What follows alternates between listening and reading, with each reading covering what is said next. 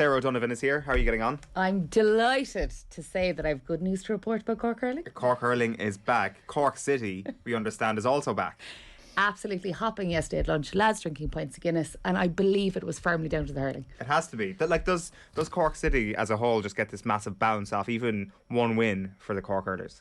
I cannot explain it. The city was absolutely bouncing yesterday, and you see trains being put on today, extra trains to Thurles, tickets being sold at a rate of knots. People just love hurling, and they make no bones about it. They're really happy that they've turned it around. 6 weeks ago, losing to Waterford, 2 horrible performances since, and then Sunday they give that performance and all of a sudden we're back in it. And where did that come from?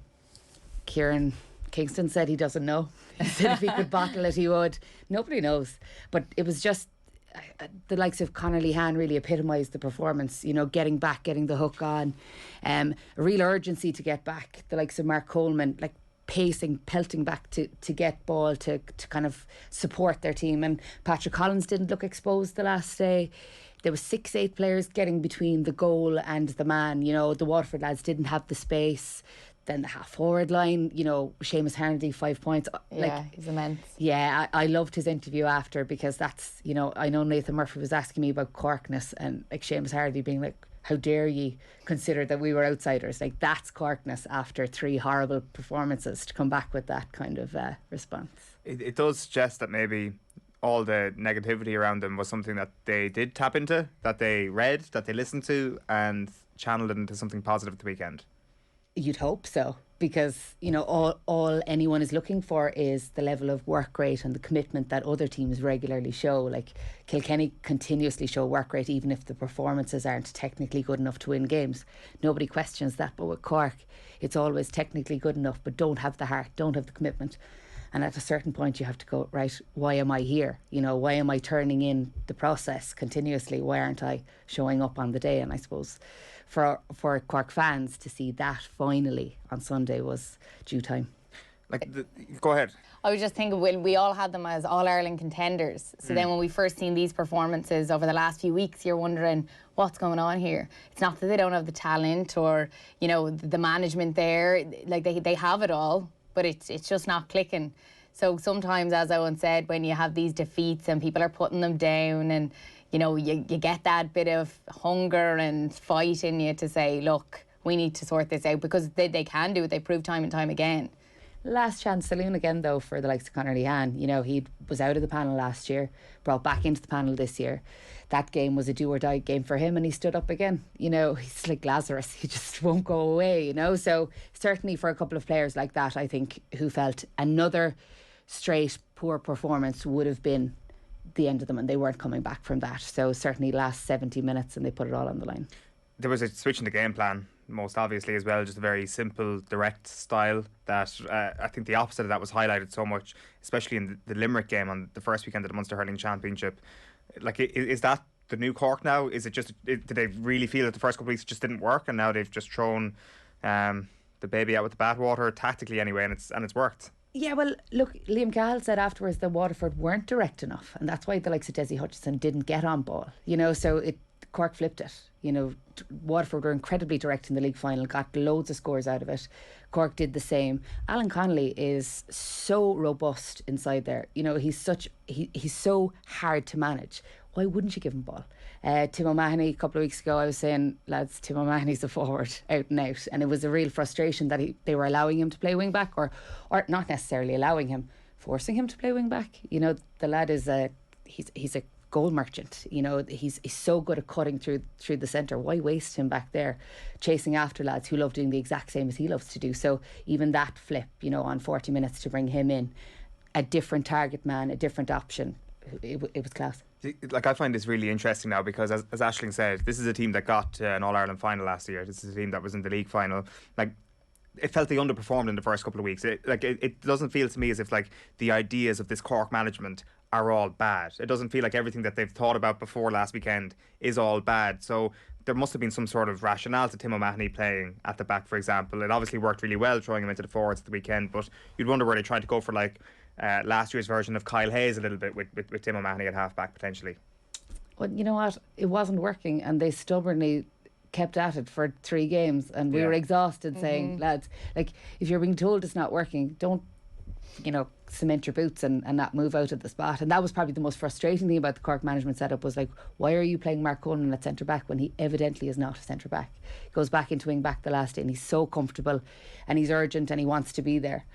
Why were they playing lads out of position? Luke Meade hadn't seen game time for, since last year's All-Ireland final, and then he's parachuted back into midfield the last day and is expected to perform, and does. It must be incredibly frustrating for the likes of Luke Meade to sit on the sidelines and then get parachuted back in and have to turn the switch.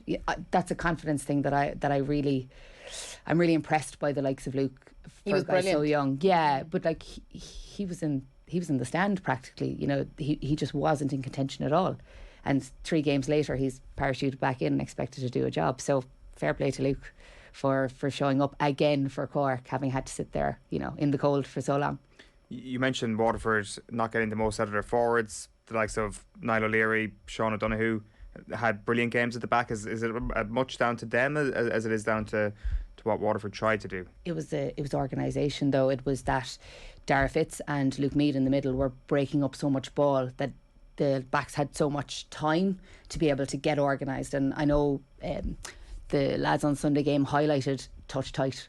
The Cork lads were literally touch tight, whereas in the Clare game, when it wasn't on the TV, it was so obvious that Cork lads were too far away. They were 5-6 yards away. They were social distancing. Like, it just was a waste of time. The last day, every man was standing next to his opponent, and that means you can do so much more. So even that change in mindset was so good for Cork, and it was such a small thing. And you're going, if I was on the sideline, that's what I'd be roaring, touch tight. And when they broke then, I thought the overlap was so impressive. Their support play, there was always 1-2 Cork lads there. And that's how their second goal especially was brilliant, because there was maybe 4 or 5 of them involved in it, and they were off the shoulder, seeing the man inside. It was impressive to see that, which I hadn't seen, I suppose, as much of that in But if you consider that Tim O'Mahony starts that run, if Tim O'Mahony is at wing back, he's starting those runs too early and he doesn't have the support. So if he's starting the runs from half forward and he's got James Hardy coming in, and then he's got Shane Kingston and Alan Connolly's on the end, that's where Tim O'Mahony needs to be making his runs, because that's how direct he is. So again, pity we had to wait 3 games to see that. And like, Tim came on injured, like his finger was heavily strapped. You have to admire these guys for throwing their bodies on the line again, the last day of the season practically for them, to get another day out. It is really interesting, the kind of whole psychology of the performance as well. As you say, the kind of season on the line stuff, and it's season on the line stuff this weekend as well. Like, so many teams you could question when it comes down to the high pressure scenario, that they do crumble. Like, are you starting to see that the opposite is becoming true of Cork a little bit?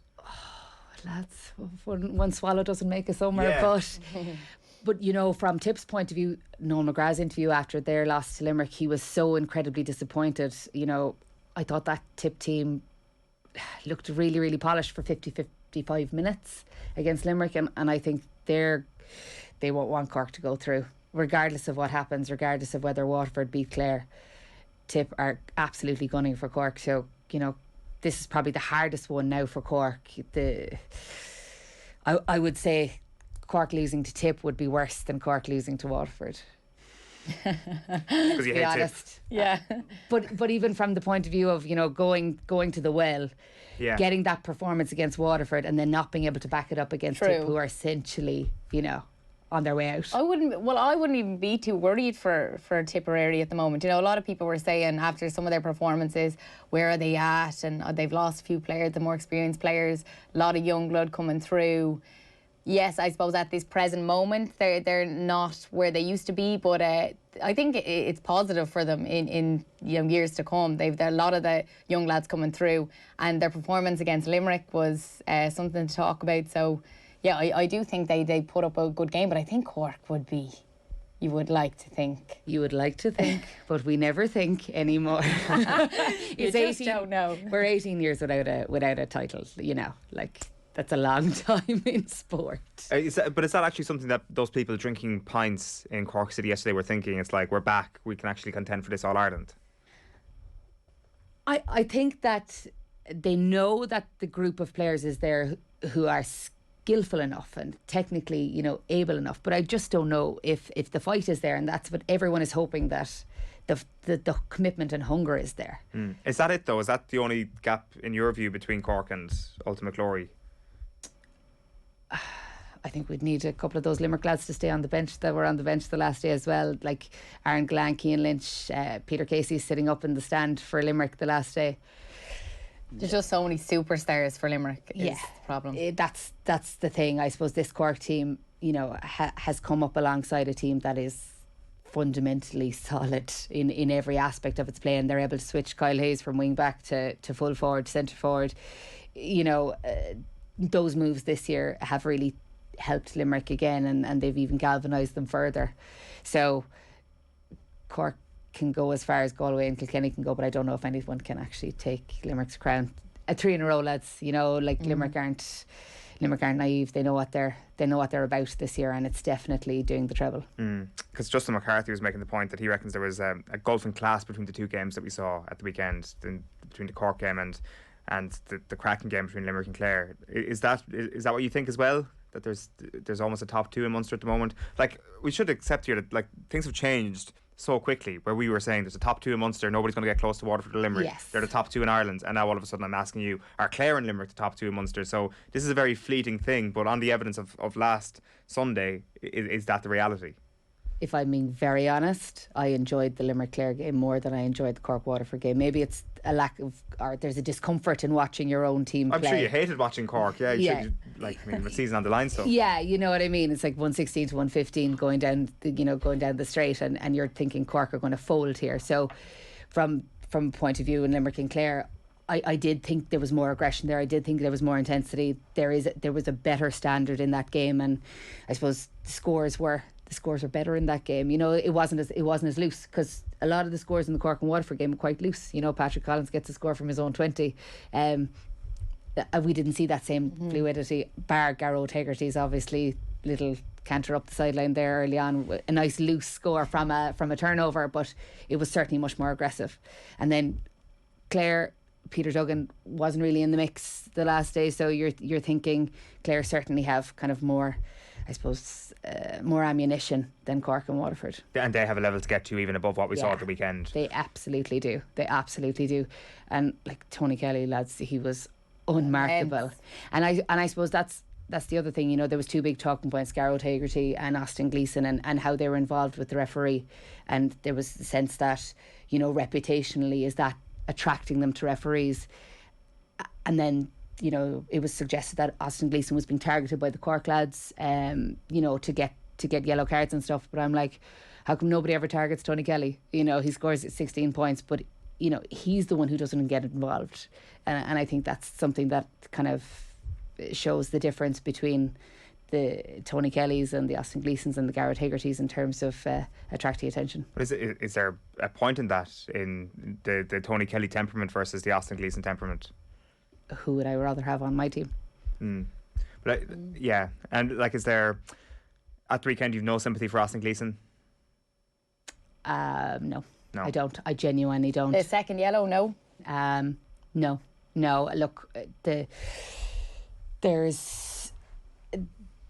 If I didn't see Tony Kelly's performance afterwards, Austin Gleeson has an opportunity every game. He's that skillful to stay out of the handbags and you know, kind of stay out around the middle of the park when things get messy, and he always chooses conflict.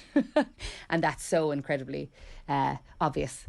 So, and even when he's on a yellow, they know he's on a yellow, so what does another team do? They target that, you know. And as you said, it's his own fault that he's on that yellow and he's put himself in that situation, but they know then, so they try their very best to step out. Yeah. Step out. You know, you've been in situations where, and I've been in situations where I should have stepped out and I didn't step out. You know, if reputationally, if you have a reputation for getting involved and the game is on the line, step out for your team. I think as well, Tony Kelly obviously has. So it was Tommy Welch on with us last month, I think, talking about the initial Aisling Gleeson red card, and he was saying DJ Carey had a great way of just pointing to his man and looking at the scoreboard sort of thing after he'd be taunted and wound up a little bit, and that was his reaction to it. And Tony Kelly can obviously do that. He knows that he can't get wound up. Like, is that constantly the problem now for Liam Cahill and Waterford to try and, I guess, train Aisling Gleeson in that way to try and get him into that mindset as well, because he can do damage in the scoreboard as well, let's not forget.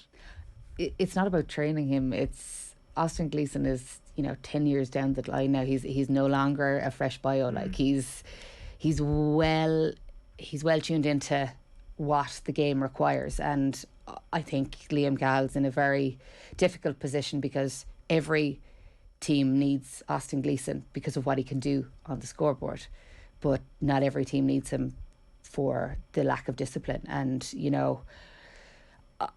I think that it ultimately comes down to whether Austin wants to be on the pitch or not, and in order to stay on the pitch he needs to avoid the conflict. Where is Tony Kelly in terms of the hurlers of his generation? He is going to go down as probably the best of this generation, right? Like, if you said that maybe TJ was the top of the pile a couple of years ago, like, Tony seems like he's top of the pile at this point, and then you've obviously got a collection of Limerick players, take your pick sort of thing. I agree. I suppose Tony has been phenomenal in a team that was under the radar, right? But he has always been exceptional. Whereas this Limerick team has had 5 or 6 guys who have been, continuously performing to a level. I don't know if those guys would have necessarily performed as well as Tony Kelly has in the Clare jersey if they had kind of limiting circumstances around them. So I think definitely Tony is, Joe Canning is, TJ Reid is, Henry Shefflin. That's where he is in the and because of his discipline, like, let's be honest, Henry Shefflin and Tony Kelly's temperament would be very, very similar. They very rarely get drawn in, and that's to their team's benefit. It kind of feels as well that, like, he only really hit top gear at the weekend. Like, the first day out, when, like, before the first game against Tip, there was a lot of people in Clare saying keep an eye on Clare this year. I wasn't sure whether or not to believe it, because I don't think anybody really considered they were going to be in the top 3 for Munster this year. I called them in the first championship game. Sorry, somebody did call him. Somebody did call him. Other than Ashley O'Reilly, you had James and you had Dalo talking them you up didn't know. Naturally. Yeah. And I think we were kind of surprised by the manner of that win on the first day of the season, but more surprising than that was the fact that Tony Kelly, of course, was central to it, but he wasn't the team. He felt like the team the last couple of seasons, and all of a sudden Clare have not only found out how to get the best out of him, which was the first thing that Lohan seemed to do when he came in, but also try and utilise him for the greater good of the team as well. Hugely so. But for Peter Duggan, Shane O'Donnell, Dave McInerney, I love Dermot Ryan at wing back, lads. If I could bottle him and bring him to Cork, that's what I would be doing. He is class, and it's just that he knows exactly what a wing back should be, and he is so young. Like, that team has quality peppered all the way through. So the Cork game probably showed that for me more than the other games, because I got to see it obviously up close and personal and see how poor and ordinary they made Cork look. And that's why the Waterford result was more surprising for me from a Cork point of view, because they were so ordinary in my eyes, because of what Clare did to them. I think watching the Limerick-Clare game, I just thought, if anyone has never seen hurling before or doesn't know anything about hurling, they need to watch this. Like, it was just one of those games where I just sat back and was like, jeez. It sort of takes you back a bit, like the skill level. Yes, we've seen it time and time again, but everything seemed to go right, and like, it was, first touch was always on point, the scores, the movement, it was a really good game of hurling. Can I just say as well that obviously some people are watching us this morning on YouTube for Premier League reaction, and Damien has commented saying, love this, but being English, I haven't got a clue what they're talking about. There you go. So clearly it's not just the sport itself, it's also the chats around it. How do you call this weekend? Like, and I mean, are Waterford done? Waterford have a sliver of hope in that Tip will do everything in their power to make sure that Cork won't go through. They can qualify, like, Tip, in fairness, like, it's... Look, realistically, if you're Clare, you're not starting Tony Kelly this weekend. You're not starting maybe Peter Duggan. You're looking at your 2019 to 23, those 4 or 5 players who need game time, and you have an opportunity to do that here. Like, Brian Lohan would be very silly to put Clare out for a 4th week in a row and then expect them to be able to perform at that level again in a Munster final. So I am not saying they're going to throw the game, but what I am saying is that they are going to use the opportunity to blood players, which could afford Waterford an opportunity to win the game comfortably, and Tip, regardless of what happens, will absolutely not allow Cork to go through if they can help it at all. So Tip Cork the game to watch. Yeah. What about Leinster? Who are you calling in that? I don't think there's a gulf now here between Kilkenny, Galway and the rest. Yeah. And I'm very honest in that. Like, Dublin, for all of their promise in the league, you just cannot deal with the intensity of Dublin or of Kilkenny. They just can't. Just one other thing we wanted to touch on just before we wrap up is the Munster Camogie final last weekend. Be extra time. We go into the All Ireland Championship this weekend. The Sarah O'Donovan derby is a few weeks away at Cork versus Dublin. I think it's the June bank holiday weekend. Were you at this game, the Cork Clare game, the weekend? No, actually, I was at a wedding. I was in Castlemartyr. But Saturday evening in Park Urin. So was able to watch it on YouTube. This is the beauty of it. I was able to watch Kilkenny and Dublin on the way down in the car. And then I was able to watch Cork and Clare. So kudos to the Camogie Association, because genuinely every game has been live on YouTube for the last 2 years, so I've missed nothing. It's been brilliant. Brilliant about the Cork and Clare game is I had seen Clare play Tip in the precursor to the Clare Cork game in the hurling, right? So I was like, Jesus, Clare are up for this, against Tip, and it was a surprise that they had beaten Tip in the Munster semi-final. So they went into the Cork game, and I was thinking, Cork should be 6-8 points better than Clare, and Cork found themselves down twice and had to come back from the brink, on full time and extra time before finally pulling away in double extra time. So Clare have done a massive amount of work this year, really, really organised, found 3 or 4 players, and I suppose they're now, like their hurling counterparts, very much in the mix, because Tip would have been considered top 4, and I'm wondering whether Tip were taking their time through the league and the first rounds of the Munster Championship so that they'd be ready for the All Ireland, or whether this Clare team has just found form. It was brilliant to see Clare. Sorry, just say it's been so long to see them at this standard. Yeah. It was really great to see. And a funny thing about it as well, Davy Fitz's son, Colm, he's a selector. And then obviously you have Davy then with Cork. So I'd say that was hilarious in their household, knowing Davy. But the influence as well of Davy with Cork, I think at the start of the season he had said, I'll commit to one training a week. And now he's like at 3 trainings a week, and I think you can see that as well, in their play, and they're believing in it. They're just a bit unlucky in that they've had a couple of players kind of move away, the likes of Hannah Looney, and I watched Kilkenny the last day, and Kilkenny are a juggernaut. They really have a point to prove, and they have a core group there, like technically so good that they made Dublin look very ordinary. You cannot fault Dublin's commitment and work rate, but technically Dublin just aren't there, and that's why they're 13 points worse than Kilkenny. So I think towards the end of the season you'll see the same kind of 3-4 teams again in the championship, despite the inroads that other teams are making. It's Cork, it's Galway, it's Kilkenny, and either Tip or Clare now by the look of it. So you have that as a 3 at the top: Galway, Kilkenny, Cork. Yeah, okay. Absolutely.